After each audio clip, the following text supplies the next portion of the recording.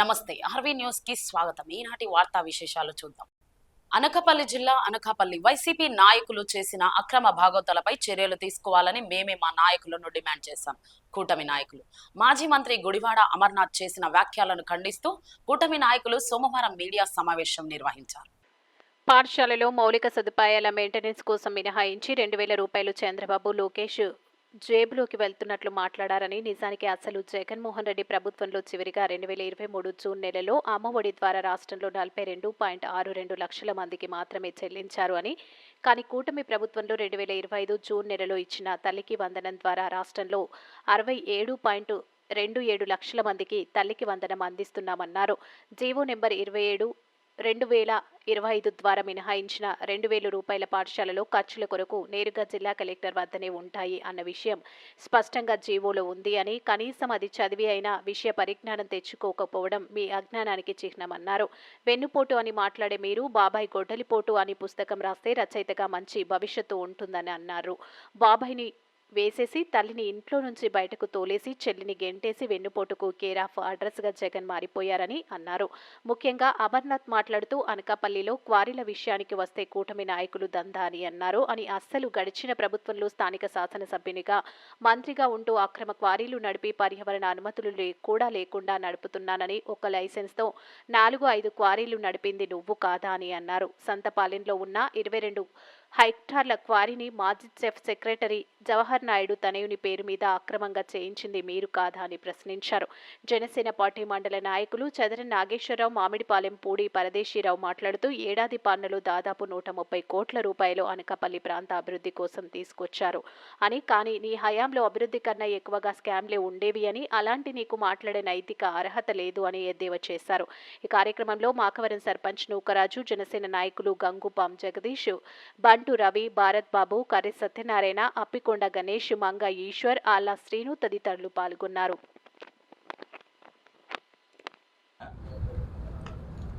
అనకాపల్లి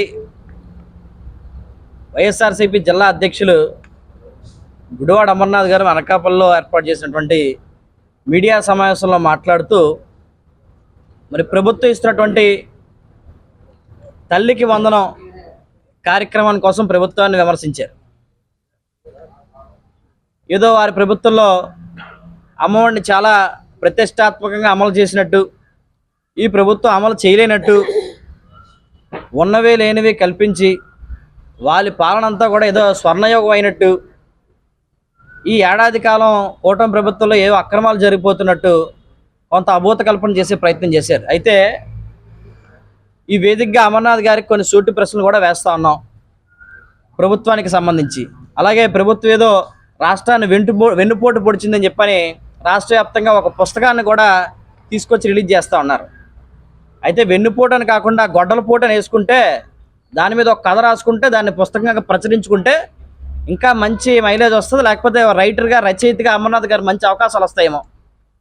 బాబాయిని వెన్నుపోటు, బాబాయిని లేపేసి వెన్నుపోటు, తల్లిని ఇంట్లోంచి తోలేసి వెన్నుపోటు, చెల్లిని ఇంట్లోంచి పంపేసి వెన్నుపోటు, వెన్నుపోట్లు అంటూ ఒక ఎబ్రివేషన్ ఉంటే దానికి నిలువెత్తు రూపం జగన్మోహన్ రెడ్డి.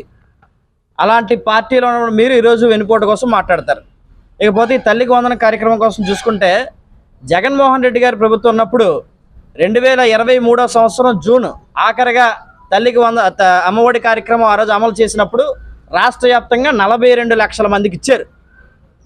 కానీ ఈరోజు కూటమి ప్రభుత్వం వచ్చిన తర్వాత 2025 జూన్ 67,27,000 మందికి తల్లికి వందనాన్ని పథకాన్ని రాష్ట్ర వ్యాప్తంగా అమలు చేస్తూ ఉన్నాం. ఆ రోజు మీరు భారతి గారి అప్పటి ఎలక్షన్ ముందు చెప్పిన మాట, మీకు 2 బిడ్డలు ఉంటే 2కి ఇస్తాం, 3 ఉంటే 3కి ఇస్తాం అని చెప్పి, ఆ తర్వాత మేము అనలేదన్నమాట. కానీ మా ప్రభుత్వం అలా చేయలేదు. ఈరోజు కొన్ని జిల్లాల్లో ఈరోజు ఉదయం పేపర్లో చూసాం, 15 మంది పిల్లలు కుటుంబంలో ఉంటే 15 మందికి కూడా అమ్మఒడి పడింది. 3 పిల్లలు ఉంటే 3కి పడ్డది, 5 పిల్లలు ఉంటే 5కి పడ్డది, 2 ఉంటే 2కే పడ్డది. చెప్పిన మాటని తూచా తప్పకుండా అమలు చేసిన ఘనత ఈ కూటమి ప్రభుత్వాన్ని. అభివృద్ధి ఎక్కడా లేదు. కూటమి పాలనలో మేము చాలా అభివృద్ధి చేసామంటాం. రాష్ట్రంలో ఆ 5 సంవత్సరాలు తెచ్చిన అప్పుకి జరిగిన అభివృద్ధికి ఎటు పొంతన ఉండేది కాదు. మీరు చేసినటువంటి పనుల వల్ల రాష్ట్రం అప్పుతో గడవలేనప్పటికీ కూడా అయినప్పటికీ ఆ అప్పు తెచ్చిన డబ్బుల్ని అభివృద్ధి చేస్తూ తద్వారా భవిష్యత్ తరాలకి ఒక అవకాశం చూపిస్తున్నటువంటి పరిస్థితి ఈరోజు ప్రభుత్వంలో ఉంది. అమరావతి నిధులు కానీ, పోలవరానికి నిధులు కానీ, ఈరోజు ఉత్తరాంధ్ర సుజల సమితి నిధులు కానీ, లేకపోతే రాష్ట్రంలో 1000 కిలోమీటర్ల నేషనల్ హైవేస్ ఈ ప్రభుత్వం వచ్చిన తర్వాత వేసారు అవి కానీ, ఎన్ఆర్ఈజిఎస్ ద్వారా కానీ, పిఎంజేఏ ద్వారా కానీ తల్లికి వందనం ద్వారా విద్యార్థులకు మెరుగైన విద్యను అందించేందుకు ముఖ్యమంత్రి చంద్రబాబు నాయుడు, ఉప ముఖ్యమంత్రి పవన్ కళ్యాణ్లు మరియు విద్యాశాఖ మంత్రి లోకేష్ బాబు ఎంతో కృషి చేస్తున్నారని, దీనిని విద్యార్థులు సద్వినియోగం చేసుకోవాలని ఎమ్మెల్యే పంతం నానాజీ తెలియజేశారు. తల్లికి వందనం కార్యక్రమంలో భాగంగా ఎమ్మెల్యే తన నివాసంలో అర్హులైన విద్యార్థులకు తల్లికి వందనం పథకాన్ని అందించడం జరిగింది. ఈ సందర్భంగా ఎమ్మెల్యే నానాజీ మాట్లాడుతూ, గత ప్రభుత్వంలో అరకురగా విద్యార్థులకు అందలేదని, కానీ ఇప్పుడు తల్లికి ఎంతమంది పిల్లలుంటే అందరికీ తల్లికి వందనం వర్తింపజేసిన ఘనత ముఖ్యమంత్రి చంద్రబాబు నాయుడు, ఉప ముఖ్యమంత్రి పవన్ కళ్యాణ్కే చెందుతుందని తెలిపారు. కాకినాడ రూరల్ నియోజకవర్గంలో 22,838 మంది బాలబాలికలు ఉండగా 34,27,00,000 వారి విద్య కోసం కూటమి ప్రభుత్వం అందించడం జరిగిందని తెలిపారు. అనంతరం తల్లి ప్రభావతి మాట్లాడుతూ, నాకు 3 ఆడపిల్లలు అని, అయితే చదివించలేను అనుకున్నాము, కానీ కూటమి ప్రభుత్వం వచ్చాక 3 పిల్లలకు తల్లికి వందనం పథకం అందిందని, ఇప్పుడు చదివించగలమనే నమ్మకం పెరిగిందని, మా పిల్లలను మరింత ఉన్నత చదువులు చదివించేందుకు ఎంతో ఉపయోగపడుతుందని ఈ సందర్భంగా కూటమి ప్రభుత్వానికి ధన్యవాదాలు, కృతజ్ఞతలు తెలిపారు. ముందుగా గౌరవ ముఖ్యమంత్రి వర్యులు చంద్రబాబు నాయుడు గారికి, అలాగే మా ప్రీతం నాయకుడు జనసేన పార్టీ అధ్యక్షుడు ఈ రాష్ట్ర ముఖ్యమంత్రి అయిన పవన్ కళ్యాణ్ గారికి, ఈ రాష్ట్ర విద్యాశాఖ మంత్రి అయినటువంటి లోకేష్ బాబుకి ధన్యవాదాలు తెలియజేస్తా ఉన్నాం. ఎందుకంటే తల్లికి వందనం అనేటువంటి చక్కటి కార్యక్రమం ఏ తల్లి కూడా నీకు ఈ పిల్ల కావాలా ఆ పిల్ల కావాలా అంటే చెప్పలేని పరిస్థితి ఉండేది ఈ రాష్ట్రంలో. ఈ పిల్లల్ని బాగా చదివించుకుంటావా ఆ పిల్లల్ని బాగా చదివించుకుంటావా అంటే ఏ తల్లి చెప్పుద్ది, ఏ తండ్రి చెప్తారు? అందరూ పిల్లలు సమానమే తల్లికి. ఆ బాధ తల్లి మీద పట్టేసి వెళ్ళిపోయాడు గత ముఖ్యమంత్రి. అటువంటి బాధ ఉండకూడదు, ₹1 తగ్గినా పర్లేదు, మనం ఆ ఫెసిలిటీస్ మనం కలెక్ట్ చేసుకుంటూ చేద్దాం. అంతేగాని ఎంతమంది పిల్లలంటే అంతమంది పిల్లలకి కూడా ఇవాళ నేను ఉన్నాను, నువ్వు గవర్నమెంట్ స్కూల్లో చదువుకో, ప్రైవేట్ స్కూల్లో చదువుకో, నీకు తల్లికి వందనం అనే కార్యక్రమాన్ని చేస్తా అని చెప్పి మాజీ ముఖ్యమంత్రి వారి యొక్క భార్య చెప్పారు. అదే మాట, ఒకళ్ళు కాదు 2 బిడ్డలున్నా 3 బిడ్డలున్నా ఇస్తాను. 5 సంవత్సరాల పరిపాలన సాగింది. ఒక బిడ్డను మించి ఇవ్వలేదు, ఆ బిడ్డను కూడా అప్పుడప్పుడు ఇచ్చారు, కొన్నిసార్లు ఇవ్వడం మానేస్తారు. కానీ ఈవేళ గౌరవ ముఖ్యమంత్రి గారు, ఉప ముఖ్యమంత్రి గారు, విద్యాశాఖ మంత్రి గారు కాకినాడ రూరల్ కాన్స్టిట్యున్సీలో ఉన్నటువంటి 22,838 మంది బాలికలకి బాలలకి కలిపి 34,20,00,000 రూపాయలు ఇవాళ తల్లికి వందనం పేర్లు ఇవ్వడం జరిగింది. అలాగే కరప మండలంలో 9,913 మందికి 14,86,00,000, మొత్తం 49,12,65,000 రూపాయలు ఈవేళ 32,751 మందికి తల్లికి వందనం. తల్లికి ఆ తండ్రికి ఎంతమంది పిల్లలు ఉంటే అంతమంది పిల్లలకు కూడా ఇవ్వడం జరిగింది. అందులో భాగంగానే మన కొవ్వూరు కాన్స్టిట్యూన్సీ నుంచి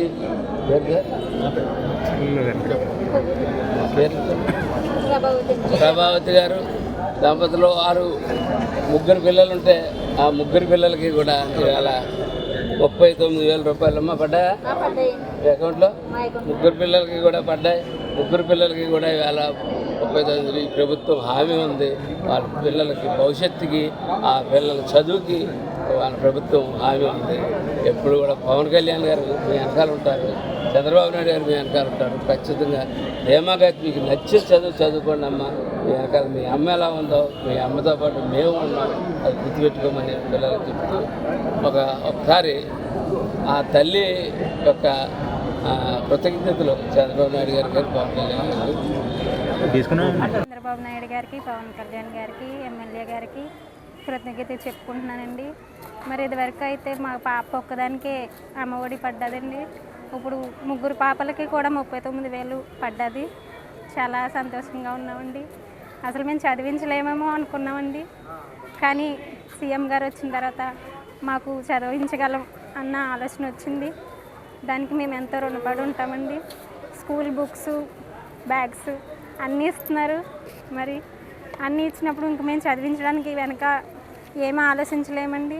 ఇదివరకు పనులు చేసుకునేటోళ్ళం, ఇప్పుడు మేము చదివించగలమన్న ఆశ కలిగింది. మా 3 పిల్లలు కూడా ఏపీఎస్పీ కోటర్స్ హై స్కూల్లో చదువుకుంటున్నారు. మరి ఆ స్కూల్ తరపు నుంచి కూడా చాలా మేలండి మాకు. ఆ స్కూల్ హెచ్ఎం మేడం గారు కూడా పిల్లలు 3కి సహకరించారండి. చదివించుకోవడానికి మాకు అవకాశం ఇచ్చారు. మీ పిల్లల్ని బాగా చదివించండి, మేమున్నాం అంటున్నారండి. కాబట్టి వాళ్ళకు కూడా మేము చాలా రుణపడి ఉన్నాం. థ్యాంక్స్ అండి. బయట మా పిల్లలు 3 జెడ్పీహెచ్ హై స్కూల్లో చదువుతున్నారు. మా పిల్లల 3కి తల్లికి వందనం 39,000 రూపాయలు పడ్డాయి. మాకు చాలా హ్యాపీగా ఉంది.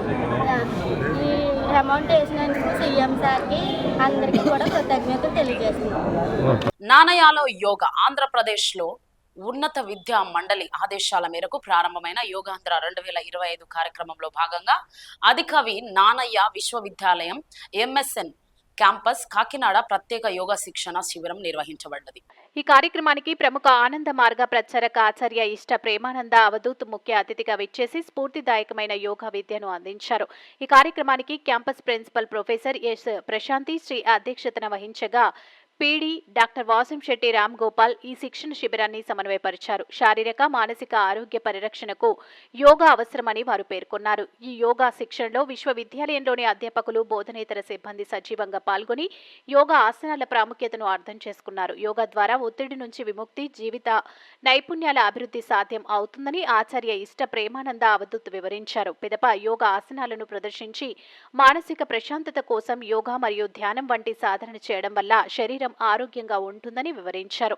ఈ సందర్భంగా యోగా దినోత్సవాన్ని పురస్కరించుకుని విద్యార్థుల స్థాయిలో కూడా అంతర్ చైతన్య అభివృద్ధి కోసం ఈ నెల 18వ తారీఖున రాజమహేంద్రవరం యూనివర్సిటీ మైదానంలో భారీ ఎత్తున యోగా కార్యక్రమాలు నిర్వహించనున్నట్లు యూనివర్సిటీ యాజమాన్యం ప్రకటించింది. Bhujangasana, that means snake asana, snake posture. Okay. Keep your feet together and slowly breathe in. Come up. Head should be up. You should pressure your neck backward. It will activate your thyroid gland. It activates your thymus gland. It activates your adrenal and pancreas. And it activates your lower glands prostrate. 2. Same 8 seconds. You keep your hand on the parallel to shoulder. Keep your feet together. Not like this. It is like this.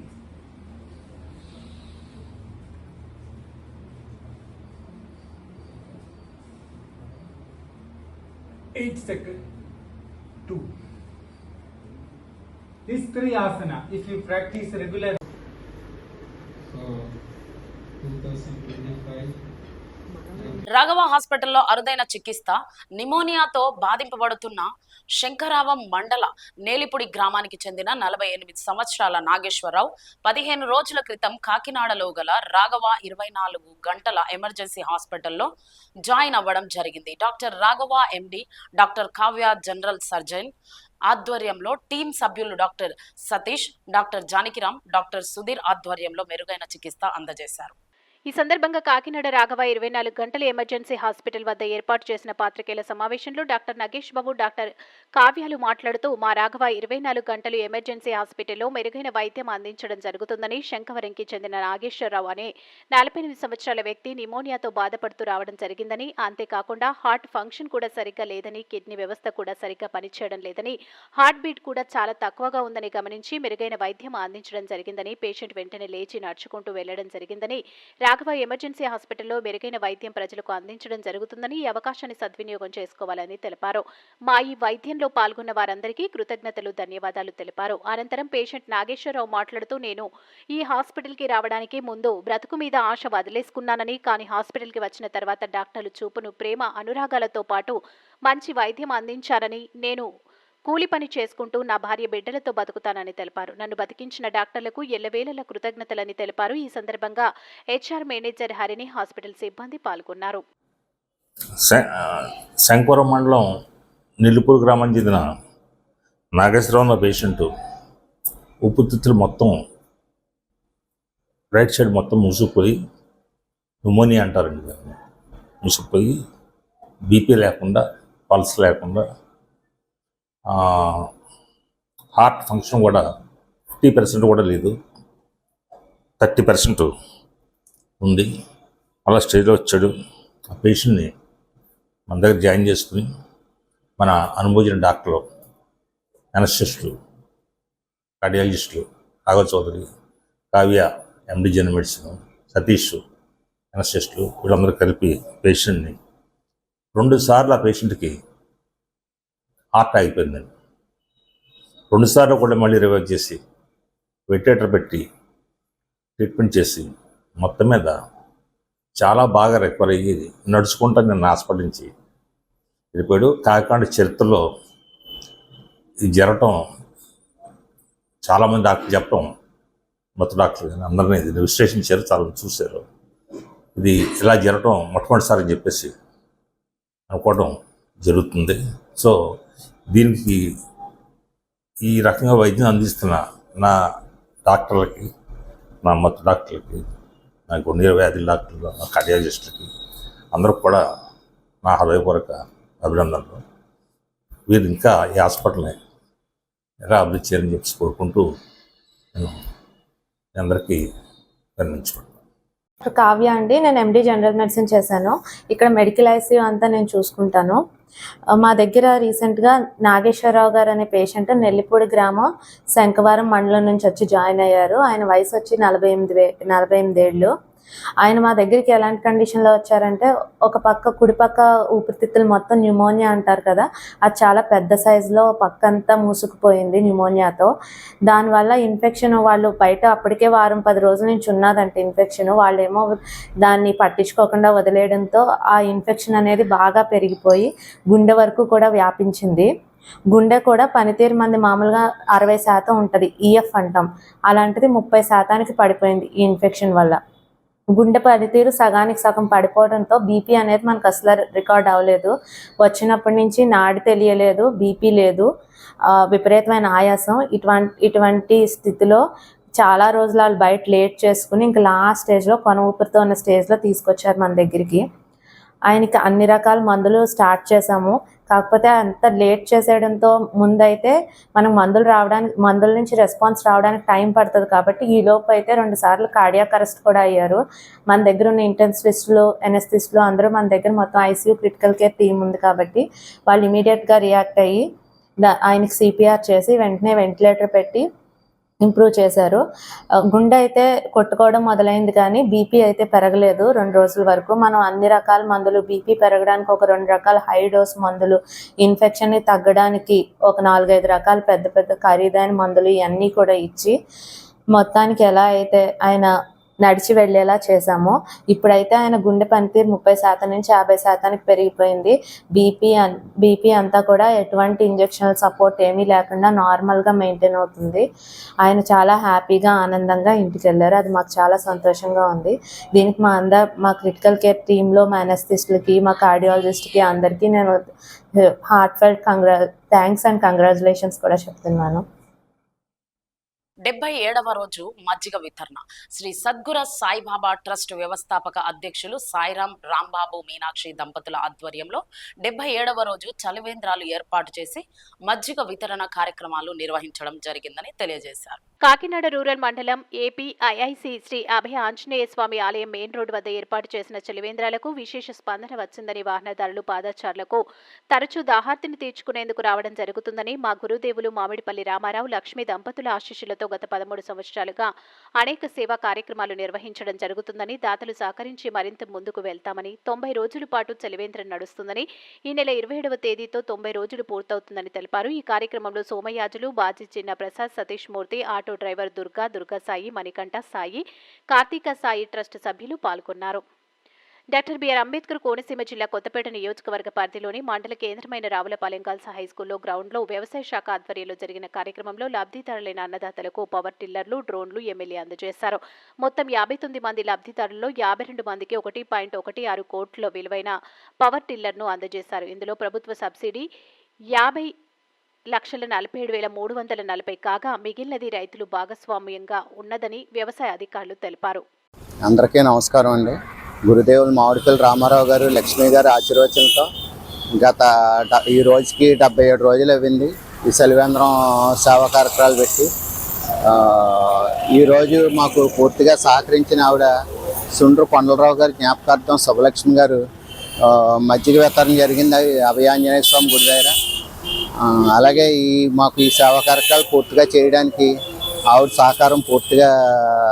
సహకారంతో చేయగలుగుతున్నాం.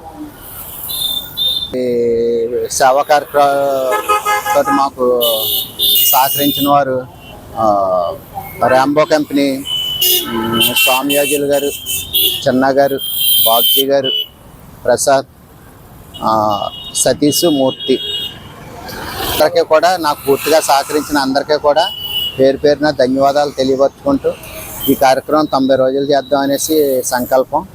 ఇవాళకి 77 రోజులు అయింది.